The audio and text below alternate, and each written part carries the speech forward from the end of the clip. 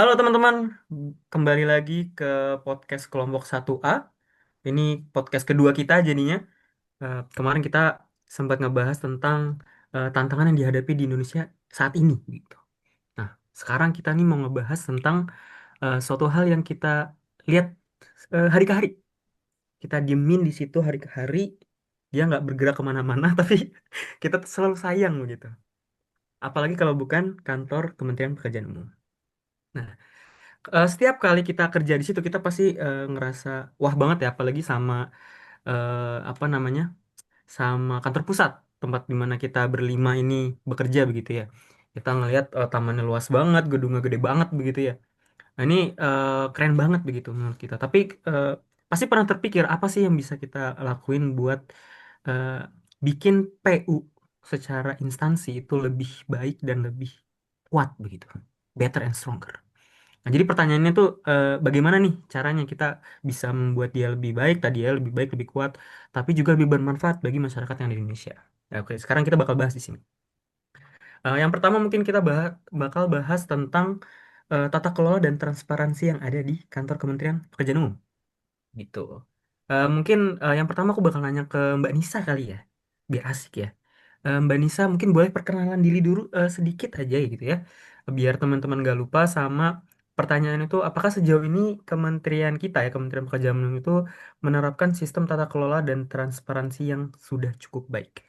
Boleh, Mbak Nisa, pendapatnya. Oke, baik. Terima kasih Mas Fahmi dan teman-teman semua yang nonton dan teman yang ada di Zoom ini.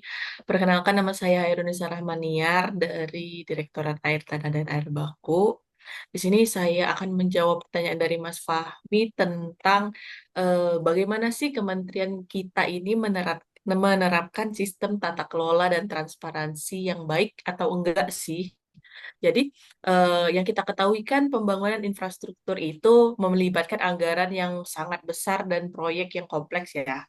Nah, karena itu diperlukan keterbukaan sebagai kuncinya dengan sistem seperti e-procurement atau e-budgeting. Sampai kalau bisa hingga audit yang transparan juga, sehingga kita bisa memastikan nih setiap rupiah yang digunakan tetap tetap tepat sasaran atau enggak nih. Dan lebih jauh lagi, masyarakat pun bisa ikut mengawasi jalannya pembangunan. Gitu, Mas Fahmi. Oke, aku setuju banget ya. Apalagi tadi soal penerapan sistem digital ya. Apalagi di era sekarang ya, digitalisasi itu jadi garda terdepan untuk bisa berkomunikasi dengan masyarakat tentunya begitu. Jadi kalau tadi terkait e-procurement, e-budgeting, dan tentu pasti ada pengawasan-pengawasan lainnya ya, yang juga nanti kita bahas di lain kesempatan mungkin ya sama Mbak Gayu juga selaku pegawai dari Direktorat Kepatuhan Intern. Nanti kalau ada kesempatan lain. Tapi kesimpulannya itu tadi benar ya, transparansi itu adalah kunci dan supaya pembangunan ini nggak cuma cepat tapi juga bersih dan bertanggung jawab tentunya.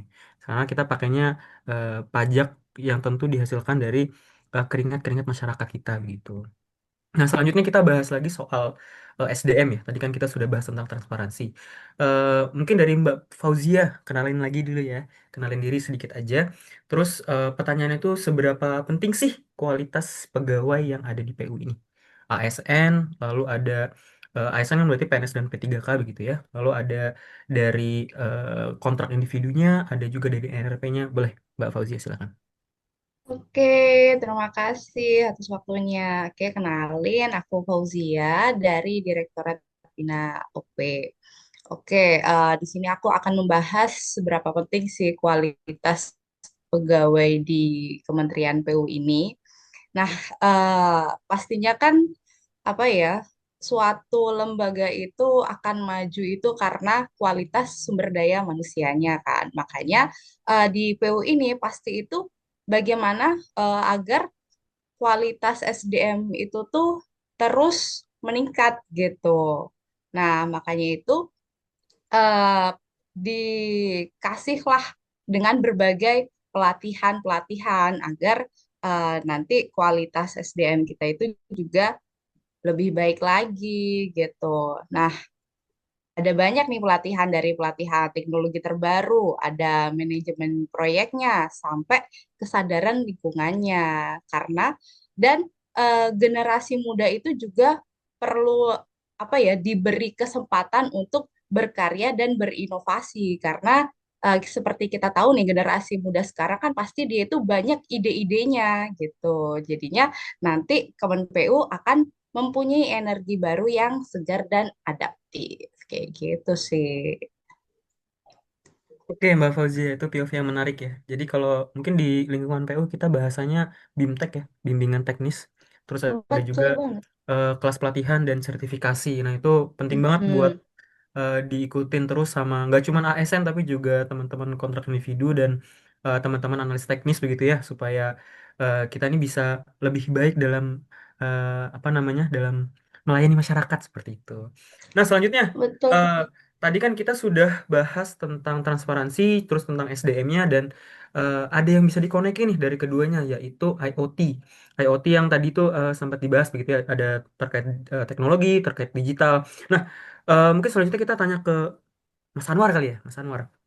Nah, di poin teknologi ini aku tuh pengen nanya, bisa dibayangin nggak sih kalau misalkan semua pembangunan yang ada di Indonesia nantinya begitu ya, itu bakal berbasis teknologi digital begitu. Mungkin boleh Mas Fahmi inputannya.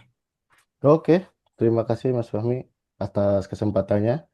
Eh, Fahmi yang lain akan menjawab ini. Teknologi atau inovasi sebenarnya bisa diterapkan di mana aja, termasuk di sumber daya air atau tentang pengoperasian atau pemeliharaan, atau mungkin dalam membuat konsep dari awal pakai building information modeling, atau mungkin bisa IoT, misalnya seperti air udara, kualitas udara kan ada sensor-sensornya tuh.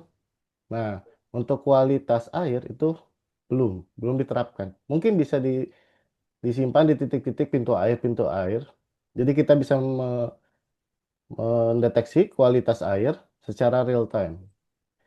Atau mungkin bisa ketinggiannya, atau mungkin alirannya, atau mungkin bisa melihat dari kadar zat yang terkandung dalam air tersebut. Kemudian dengan teknologi dan inovasi bisa lebih cepat juga kan. Informasinya yang tadinya kita manual survei ke tempat, ngetes pakai sensor ini. Ini langsung real time pakai IoT dan dibantu mungkin pakai AI bikin seperti data analis, langsung bikin udah ada datanya dari data mentah menjadi grafik atau data yang bisa diolah. Mungkin segitu dari saya. Oke, bagus banget itu tadi. Tadi sedikit menyinggung tentang sensor kualitas air, terus ada sensor hujan, sensor udara juga. Nah, itu mungkin bisa kita terapin di eh, sungai-sungai yang nanti dioperasikan sama juru sungai begitu ya. Nah, ini juga salah satu eh, lingkup kerja dari Bina OP begitu ya, karena kita kan terkait operasi dan pemeliharaan sungai, pintu air, lalu ada bangunan-bangunan Sarpras UP3B atau unit pengendalian banjir begitu ya. Nah, itu kita butuh tahu banget dan sebenarnya penting sekali begitu ya untuk menerapkan IoT karena benar kata Mas Fahmi tadi kita nggak bisa selalu survei ke tempatnya. Apalagi kalau sungai-sungai di Indonesia kan sangat banyak dan kadang sangat terpencil begitu ya. Jadi alangkah baiknya kalau kita bisa apa namanya memasukkan sistem IoT tadi ke digital dashboard begitu. Nanti supaya kita bisa ngeliat semuanya secara sekaligus gitu ya. Mantap tadi pembahasannya terkait era digital. Selanjutnya mungkin sedikit bertolak belakang ya dengan pembangunan yang rapid. Nah, kita sekarang bakal wah, ada yang hilang. Ada yang hilang. Oh ya, ada yang hilang. Ini, ini mau dilanjut Gak apa mau apa-apa ditempel Mas aja? nih, lanjut aja Mbak Fauzia lagi internetnya lagi down ini kayaknya. Oh iya, Ya, mungkin lanjut aja kayaknya ya. Udah iya. udah. Jadi kita nggak perlu edit ya. Ini biar biar lucu nih nanti. Iya Mas, Kayaknya lucu nih. Oke, semoga selanjutnya. Mbak dia bisa gabung lagi nanti nih. Ah iya iya benar benar benar benar. Ya, Benar. Terima kasih Mbak Igai. Nah, karena Mbak Igai tadi sudah nyaut nih, sekarang saya mau nanya ke Mbak Igai terkait isu yang tadi pengen dibahas. Tadi kan kita bahasnya teknologi nih, itu kan eh, ya, masalah-masalah 4.0 begitu. Nah, sekarang kita pengennya 10.0 gitu. Biar selalu berkelanjutan. Biar kita ini tetap ada di sini untuk membangun Indonesia. Jadi yang pengen aku tanya itu isu global yang sekarang tuh lagi hot-hotnya begitu ya. Yaitu pembangunan berkelanjutan atau sustainable development. Nah, mungkin boleh dari Mbak Igai menyuarakan pendapatnya. Oke, makasih Mas Fahmi. Jadi kalau ngomongin tentang isu global saat ini tuh kita udah dengar familiar karena di dunia ini tuh sedang menghadapi perubahan iklim. Jadi karena itu pembangunan itu harus ramah lingkungan, infrastruktur harus hijau atau greenhouse gitu ya. Material juga harus ramah lingkungan. Dan lagi pengelolaan air terpadu tuh itu merupakan satu kunci supaya pembangunan tuh nggak cuma bermanfaat untuk di masa sekarang tapi juga untuk masa mendatang. Nah, jadi karena kita ada di Kementerian Pekerjaan Umum, itu menjadi salah satu peran dan tugas kita nih untuk melakukan pembangunan berkelanjutan itu di Indonesia. Jadi gitu Mas Fahmi. Oke, terima kasih Mbak Igai atas eh, pendapat yang tadi sudah disampaikan. Itu benar sekali ya. Eh, apa namanya, pembangunan berkelanjutan itu sangat penting, apalagi terkait karena sangat erat kaitannya dengan pekerjaan kita. Kita itu kan sangat gray building ya. Kita membangun apa-apa tuh dengan barang-barang yang sebenarnya tidak biodegradable begitu. Nah, kalau misalkan kita bisa eh, mengarah ke salah satu aja dari 17 goals yang sudah ditetapkan sama UN ya terkait SDGs, itu akan sangat baik sekali untuk bukan cuma untuk kita saja sebagai manusia tapi untuk ekosistem kita juga. Begitu. Terima kasih Mbak Igai atas pendapatnya.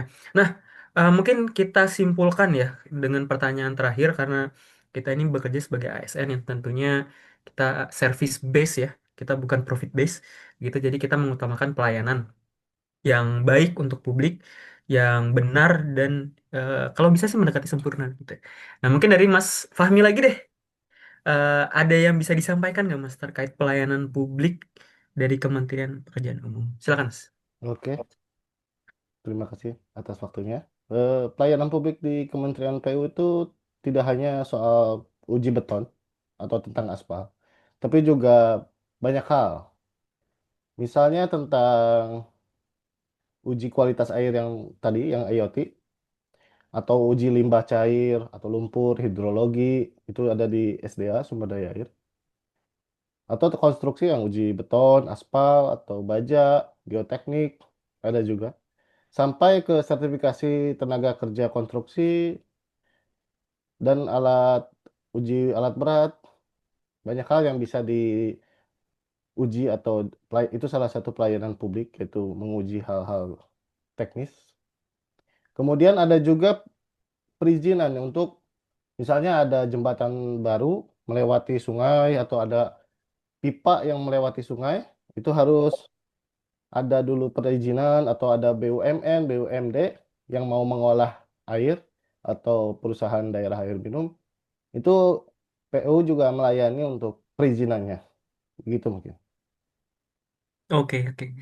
Eh, Makasih banyak Mas Fahmi. Ini juga tadi yang dibahas juga kurang lebih terkait dengan air baku tadi ya. Pipa air minum juga tadi sempat disinggung itu kan sangat bersinggungan dengan pekerjaan Mbak Nisa nanti ya kalau misalkan sudah jadi ASN.